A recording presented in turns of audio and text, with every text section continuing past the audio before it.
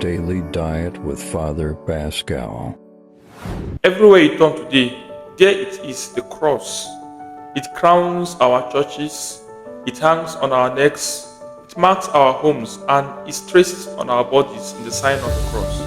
And yet, how many of us look away from it? Because the cross is not merely decoration, it is comfortation. It is a reminder that salvation comes not through comfort but through suffering, not through pride but through humility, not through strength but through apparent weakness. Now, today, the church dares not only to venerate the cross but to exalt it.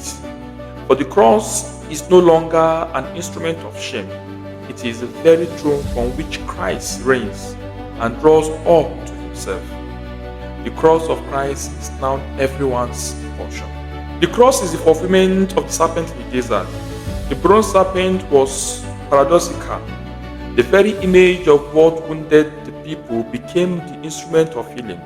So too, on the cross, Christ takes on the very likeness of sinful flesh. What destroyed us, that is sin and death, he bore upon himself to heal us.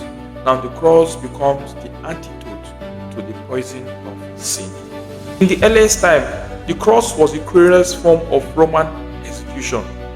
It was meant to strip victims of their dignity. Yet in Christ, the cross becomes the axis of glory. St. Paul's hymn shows the paradox that Christ descended into utter humiliation, and precisely through that descent, he is exalted above all. Though he was in the form of God, he never counted equality with God a thing to be grasped, and he humbled himself. He became obedient, and obedient even unto death, a shameful death, a death on the cross. Now to the world, this act of surrender on the cross was an act of utter humiliation and subjugation, and the height of folly. For the world, this death on the cross was a wasted life. To the world, this death on the cross was a sign of utter defeat. But what the world calls wisdom, God calls foolishness.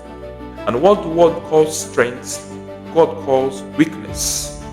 Therefore, God highly exalted the crucified one by raising him from the dead. In the weakness and the foolishness of the cross, we see wisdom and the power of God. Christ crucified.